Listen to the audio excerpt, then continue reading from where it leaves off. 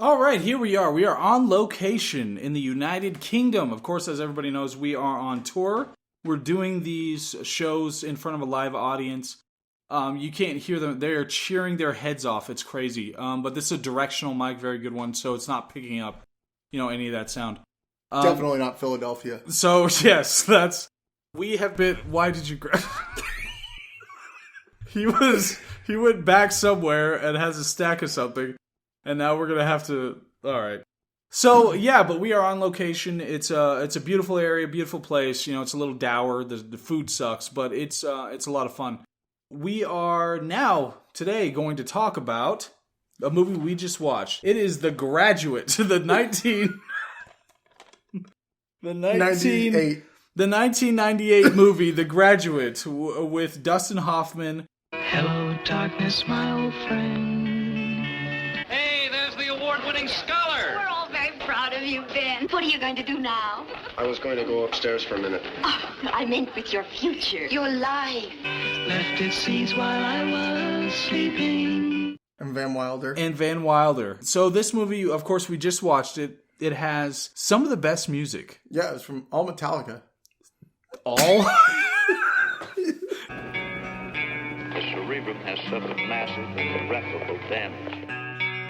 It has some of the best music, all Metallica. You wouldn't think it fits the subject matter because it's about the coming of age. It's about the malaise that you get after college in that era with just not knowing what to do. Mm-hmm. In that area of 1998, people didn't really know what they should be doing with their lives. We're in that portion after World War II and III, the Korean War, and the other one. We're in that portion after that where people just don't really know how to find meaning in what they do. And it's right before Star Wars Episode 1 comes out, so that's not going to help. Give his only begotten son.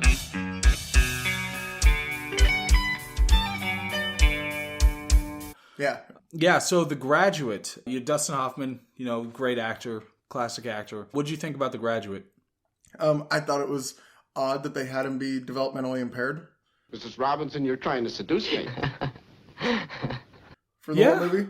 But it made the romance a lot more believable. Because Van Wilder's an idiot. I thought that the developmental impairment, it kind of undermined the morality of of Van Wilder running a train on Dustin Hoffman. I feel like that was just a little too much for them to do. Like, I understand it's like a gross out sex comedy. Yeah, obviously. But Van Wilder. It doesn't seem like it was appropriate. This is one of the few times where I feel like they went overboard. Pay-as-you-go program. Mr. Wilder, are you trying to seduce me? No. Well, yeah. But in the end, you don't even know really Spoilers. who was there. Because all of them were wearing Thomas the Tank Engine masks while they ran this train. That's true. That is true. The Thomas the Tank Engine mask could have just been Van Wilder over and over, and they're just exploring their kinks. Yeah, they could have used that split screen thing where it was just him going in each time. And it was an homage to Eyes Wide Shut. Yes. So there was a brilliant kind of way to work that in. It was really cool that Dustin Hoffman counted them all, though. He's like 246. 246 total. Change. There are 246.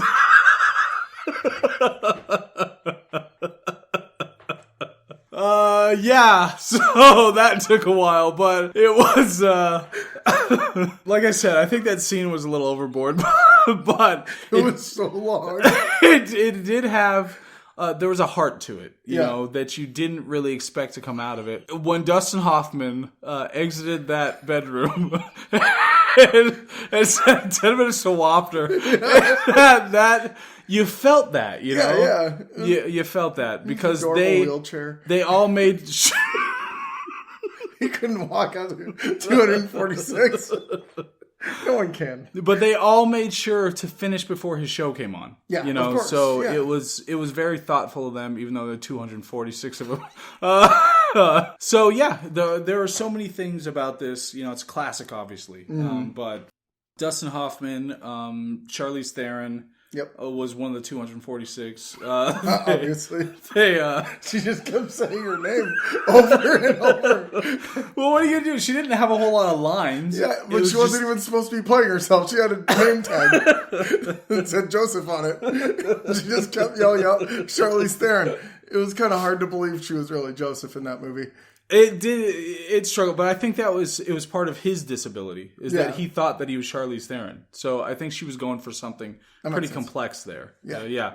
Like a monster vibe. But like different kind of monster. Yeah. So Charlize Theron, and her tiny teddy, she did nail the part, even though she didn't have a lot of things to say.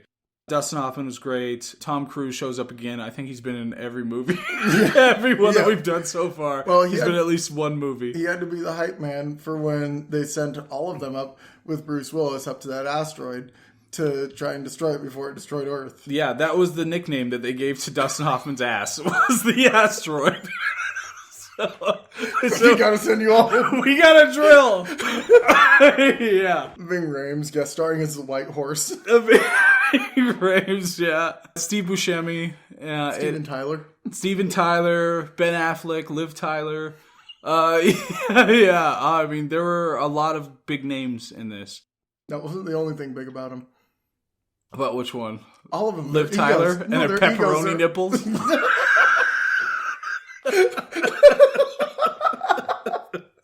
Yeah, those were pretty big. Pepperoni nipples. I mean, not that you're wrong. Did anything else happen in the movie, or was it just 2 hours of the line? It was that the whole time, except for at the very end, when he's in the back of the bus and he looks like he might be a little bit sad about his decision.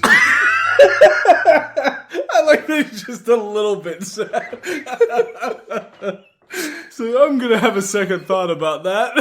Like, maybe I should do something else next time. Yeah, all right. So yeah, it was a very... I'm trying to avoid the phrase coming of age, but it was an important 1998 movie. It's definitely worth the watch. Just for the music alone, it's worth watching. Yeah. I can't remember anything. Yeah, it kicked off so many greats, like American Pie and Road Trip, were all like built off of this exact platform. For sure. It was a direct line. Van Wilder took us straight there. So, yeah, good movie. I'm going to give it 4 pairs of glasses out of 16 trench coats. And I'm going to give it The Sound of Silence. The Sound of Silence. Yeah, that's a hell of a score on that one. It still hasn't reached the Friends level score, but no, it's getting up there though. It's good. That was good. Okay, so that was The Graduate. What was the other one that we watched?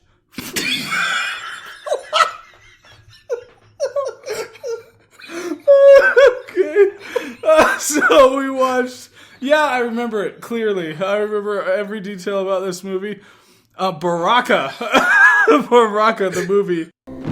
Baraka.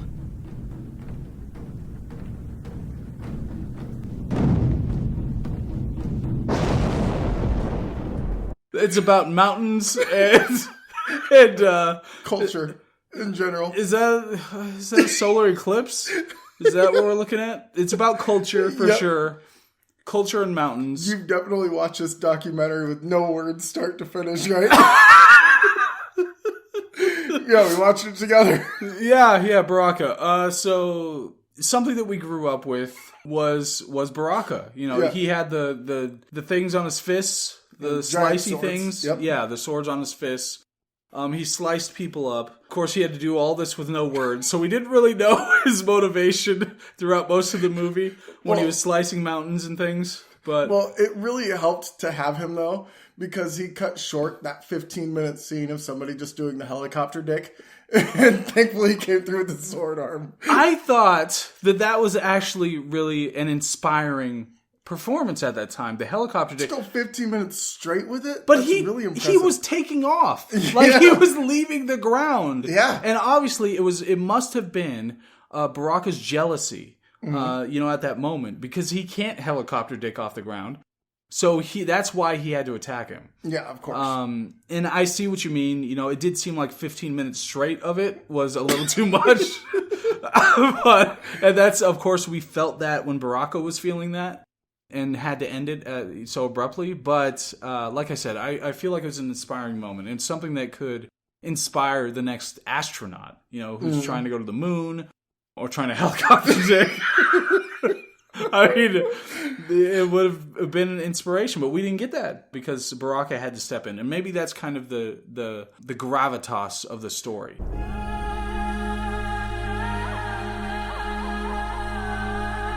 It was trying to give you that Icarus lesson. He was flying too close to the sun. It might have been. And Baraka burned him for it. Yeah, it's a reference to mythology. It could be. And that's why we have the solar eclipse here. It's saying, the solar eclipse is trying to protect you. It's trying to block you from the sun. Yeah, from getting up to the sun. And so was Baraka.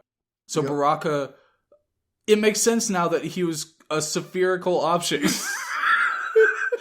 that he was representative of the moon that was blocking the sun. That's why he was a sphere. Yeah. So, which made the other scene where he actually mooned the sun a lot more symbolic. Right.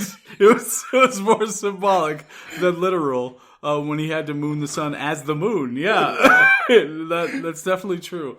But it says so much. Yeah. And there were so many stars in this movie too. It was kind of ridiculous. There was Cassiopeia. Yep, Woody from Toy Story. Woody from Toy Story. There was Orion's Belt. There was the Big Dipper. Yep. And by that I mean Ron Perlman. James Van Der Beek.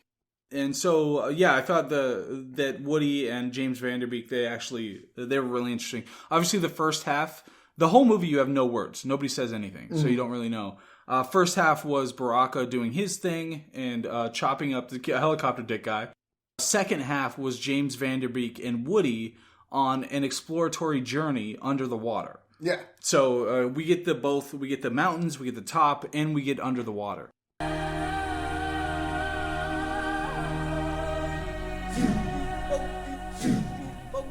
And we get how seriously they take it when James Van Der Beek pulls Woody's string and nothing comes out. That was huge. That was a big moment. Because all the rest of the time, he pulled the string and nothing came out. So when he did it at the end and he pulled the string and nothing came out, it was huge. Yeah, we're just like, wow. Yeah, it was poignant. It was like that Schindler's List moment. Yeah, the Schindler's List moment. When he was writing the list. When he was writing out the actual list. Yeah, you're like, whoa. It was a lot like the title of the movie. It was a lot like that when he was saying, bacon and milk, and he was writing those things out. Those were the nicknames for the Jews he was going to kill.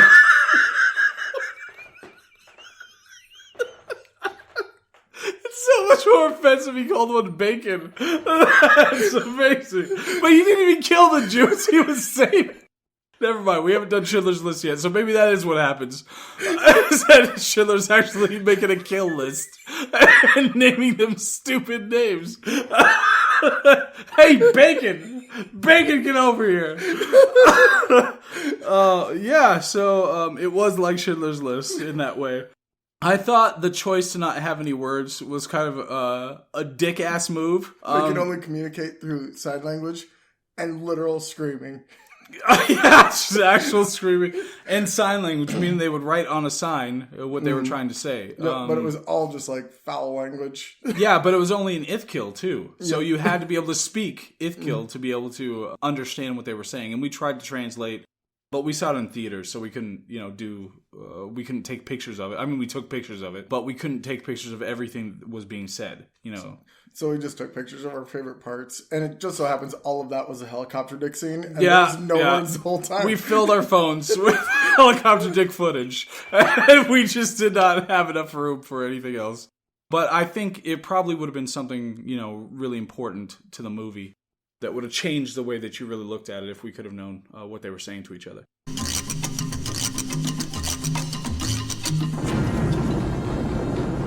But it was still big. It was still impactful. It reminded me of Tarkovsky. Solaris. Yep. Yeah, so it reminded me a lot of that, actually, and the way that it was structured and the way that I didn't understand the Russian in Tarkovsky. I didn't know what they were saying, so it was a lot like that, too. Yeah, they didn't have any words in that either. Damn it. They weren't words, they were Russian things. All right, so that was Baraka. Baraka, it was important, it was poignant. I give it both of the nipples of the monster that is in... Liv Tyler. No, I'm not a fan of those nipples. No, that Luke drank out of in Star Wars. Yeah. Tauntauns? No! He climbed in the new one. In the second one, where he squeezes the milk out of those monster things. I haven't seen it. I kind of want to watch it more now, though. Oh, all right. So I give it 2 of those nipples. Not any more than that, though. But 2 is good. It's really good. It's Nice. 2 out of 3. Yeah. Nice. Well, I'm going to give it a nice dinner. A nice dinner? Just a general nice dinner? Yeah. All right. That's pretty good. Yeah. Okay. So, what's next? So, yeah, we watched... It's funny you say we. So earlier today, obviously right before we got on, we actually watched Ratatouille.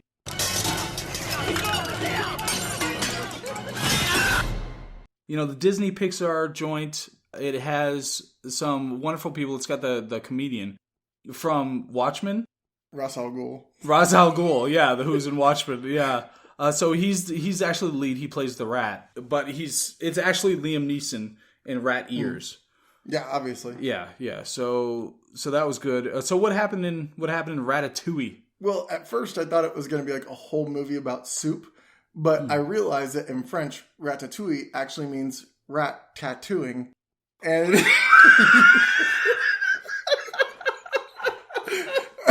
so Liam Neeson had a tattoo parlor where he would take what people wanted to have tattooed, and he would Twisted Metal style ruin it for him. So whenever they asked for something, he would do something that was just a messed up version of that. Oh, yeah. Based on their words. Yeah, that's an interesting choice for Disney to have a rat tattoo artist for the basis of one of their major releases. So I remember, when I first watched this, I didn't expect that, but I really feel like this movie is really overrated. A lot of people put it on kind of top lists when it comes to Pixar movies. But I thought that, the animation wasn't all that special or spectacular. I thought the character writing was actually pretty terrible. And a lot of the plotting was really underdone. And they just didn't do it very well. Was it out of place when it started raining meatballs? When it was raining meatballs, that was out of place. When the one kid, the kid that they use... so the rat, for people who don't know the story... The rat climbs in the kid's hat, It's a Ed Hardy hat. Yeah, the Ed Hardy hat. He climbs in the Ed Hardy hat, and he actually makes the kid move by grabbing his hair. And makes the kid do the things, he's tattooing people and all that sort of thing. So I just think that they relied too much on that, and that kind of undermined the motivations of the kid himself. Which was to find that gun that he lost. Which was to find the gun, yeah. So if they would have maintained that motivation rather than making him turn into a tattoo artist or like an ersatz tattoo artist, I feel like it would have been a more interesting story.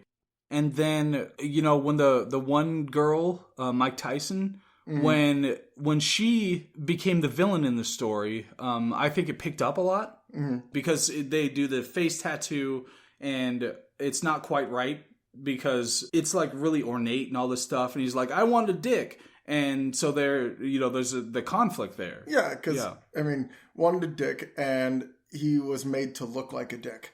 And that was the twist on this tattoo for him. Right. Yeah. But when we're going through this, I think that the choice of Ra's al Ghul for the rat was and doing it live action, but only for Liam Neeson.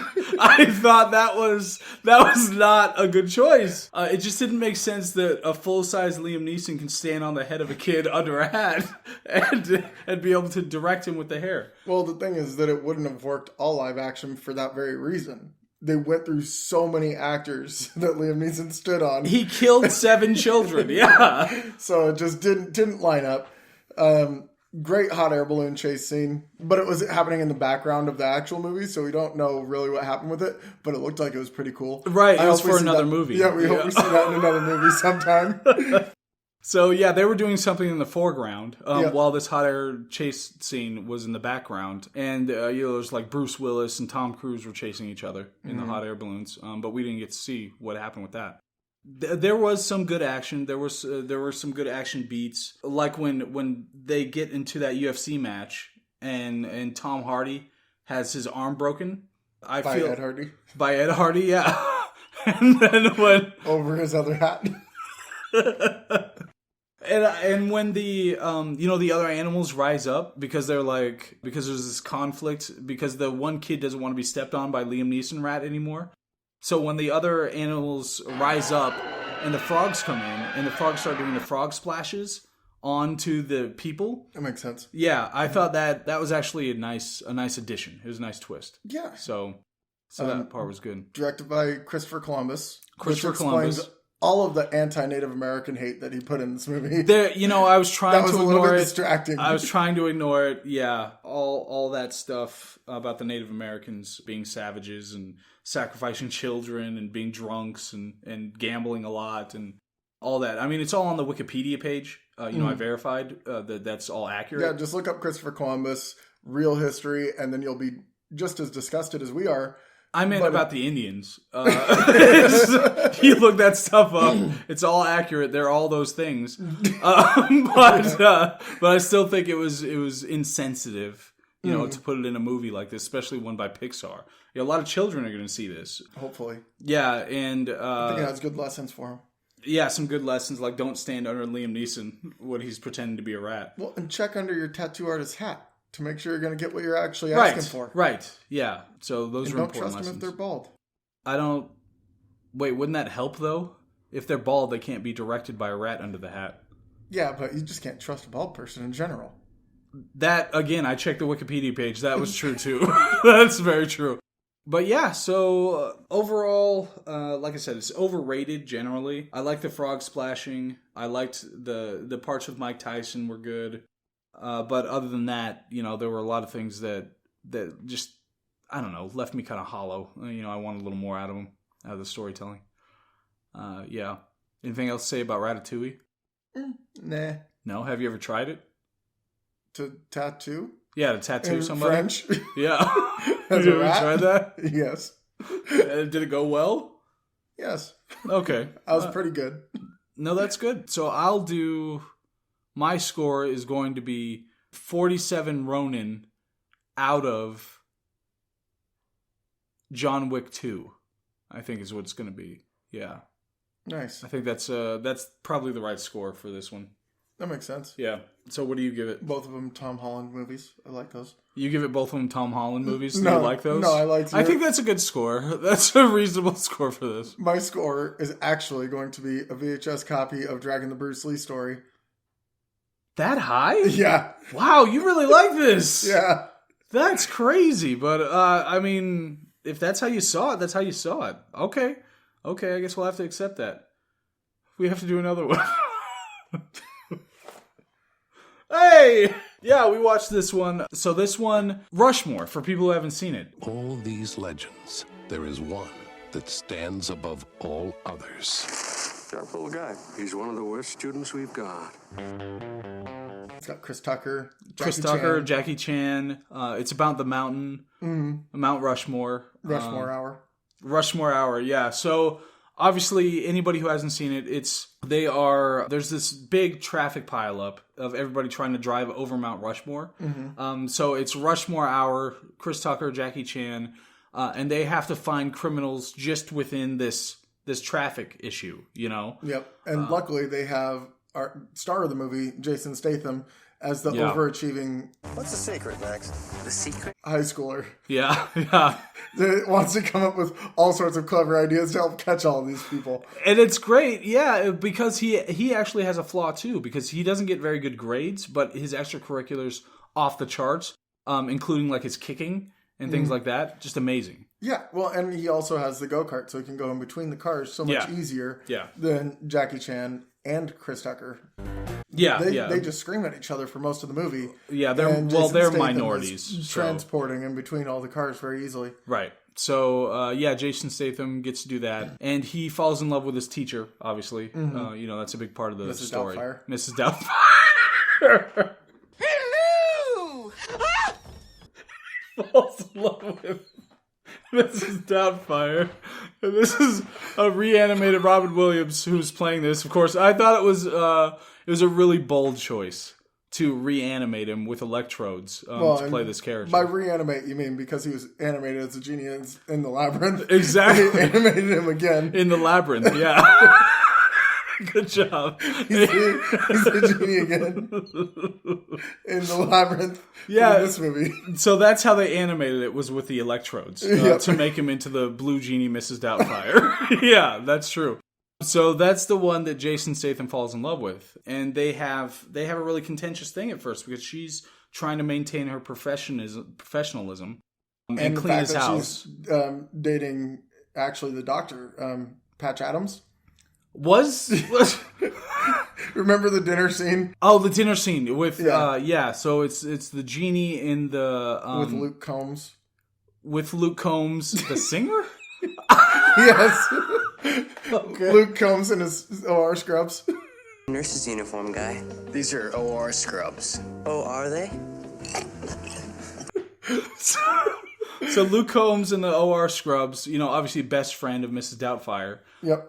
So he's trying to help serenade, he's singing, and trying to get Jason Statham and them to fall in love. But there's the whole issue of the Dr. Patch Adams, getting in the way. Yep, of course. Because there's a lot of background affection between them. They've had a history.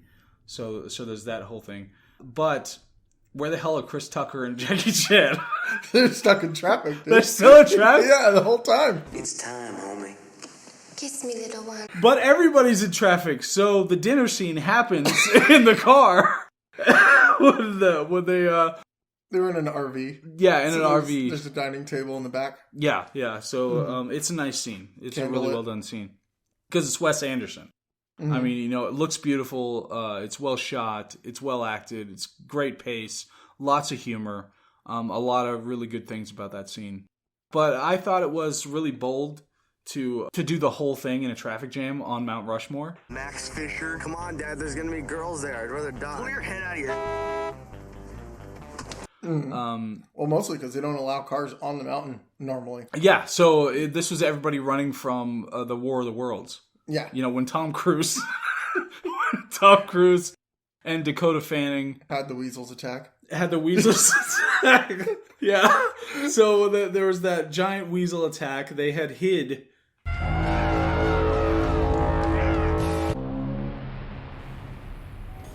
all the kaijus in the ground, and the weasels came from the sky. They not from space. They were just like a couple of stories up. All of them were jumping off of buildings into the things. But yeah, so when they showed up and they attacked Tom Cruise, I think it was Chicago or something. They attacked there, and his son is immediately eaten by one of the weasels. Mm-hmm. So this is something that's very difficult for him to live with, except for the fact that his son was really fucking annoying. And I hated him, and I'm so glad he's dead. Yeah. But, other than that... Caitlin Orson Welles tried to warn us about this attack, too. Caitlin Orson Welles, yeah. They tried, I remember all the news stories about him talking about how weasels were going to jump from second-story buildings and try to attack our cities. It didn't take. We still didn't listen. We should have listened. Yeah. Yeah. So... Are we talking about Rushmore? Why did we get to War of the Worlds? Oh, all the people were running from. That's why they were driving on the mountain. They're running from weasels, and that's why they ended up on the mountain. Yeah, that's true. So, how did this movie end? What happened at the end of this movie? That's the one where the fog came in and killed everybody and made the dude kill his own kid, and then the military came to save him right before he could kill himself.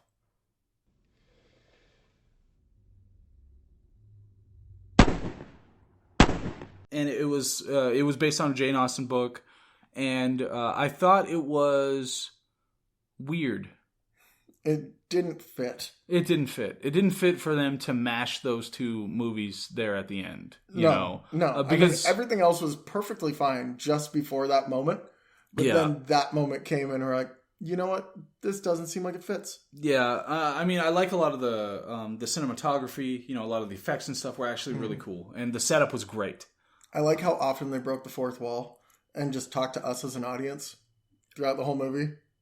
Are you no? Well, I thought that they just counted 4 walls and would break the 4th one. Wasn't that what they were doing? They did that too. Okay, maybe that was symbolic. You know, I Which thought was I took really it literally weird from their but- cars and the traffic jam to be breaking walls, but they still did it. Yeah, they were because they had to put the walls up first. So it took a on the little side extra of the highway, effort. Throw up a wall. Well, you got to throw up 4 of them. Yeah, so throw up 4 and then break the fourth one. one. Yeah, leave up the other 3. But so I thought the performances, Dakota Fanning was good, Tom Jane was good. You know, I thought he's not a great actor or anything, but he did fine. Chris Tucker and Jackie Chan. I know they were in one car the whole time. Still, they put in their performances, you know, as well as they're going. Honestly, I couldn't understand a word that was coming out of their mouths. No, neither of them. Neither of them. Yeah, well, it's probably because thick Louisiana accents. There's that. But also, he was speaking Chinese. You know, Chris Tucker. Yeah. So he's speaking Chinese the whole time. So, and there were no subtitles, so that made it more difficult. But yeah, it was something. It was something, some kind of a movie. Wes Anderson is a great director. I'll always support him. But I didn't buy when Jason Statham was banging Jeannie. What's her name? Constantly. Wait, what? Because it was Patch Adams and what's the other one? Oh, Mrs. Doubtfire. Yeah, Mrs. Doubtfire. Yeah. Jeannie and Mrs. Doubtfire and Jason Statham when they were having their lovemaking scene, you know, in the bed of a Ford truck, F-150. Mm-hmm. At least it was in a bed this time. Yeah, they had added a bed to the back of the truck. Yeah, so, and they had the headboard and everything. But when they were doing that, I thought it was a little gratuitous at that point. You know, you didn't need the strictly asshole shots. Yeah, it was like just close up the whole time. Yeah, that was too much. It wasn't even showing the penetration. It was Nope. just a close up on Nothing. the asshole. There was not even any moving. It was just static people showing assholes back and forth, each asshole. And I just don't think that that's necessary or that it actually... I understand the choice though, because like between all the different angles that they would show asshole, asshole, asshole, they had the still shot of Kid Rock right in the middle of it. So it was showing all the different ways you can show an asshole on screen. Oh, was that what it was about? Yeah. I don't think you noticed the difference between the pictures, but it was really subtle because one of the assholes had a goatee. That was Mrs. Doubtfire's. Yeah. Yeah. All right. Okay. I mean, there's some kind of thematic going on there that I think I missed. It's good that you had the vision and the wherewithal. I was wearing 3D glasses the whole time. That's how I saw it. Gotcha. Okay. But yeah, that was Rushmore. You know, I give it 1 inappropriate teacher out of 3. Nice. I think. Yeah. Nice. I'll give it a nice pair of Allen Iverson's shoes. Just so not necessarily the ones that were made for him. No, any shoes he happens to wear. The only pair he has left. He's stuck being barefoot from now on. All right, yeah, I can see that. There's some kind of middling reviews. Yeah, we did it. We did it. So that was that. All right, do you want to see the last one that you avoided? Yeah. What was the last one? Oh, jeez. Okay, it's gonna be a good thing. We could have gotten some stuff there. So that was. We did. What was this one? The Graduate, Baraka, Ratatouille, and Rushmore, all in one episode. It was a good episode. We got a lot of stuff taken care of there. You know, there are a lot of complex themes to talk about in those. So do you want to say bye to the people? Okay, so I will say bye, and we will see you on the next one.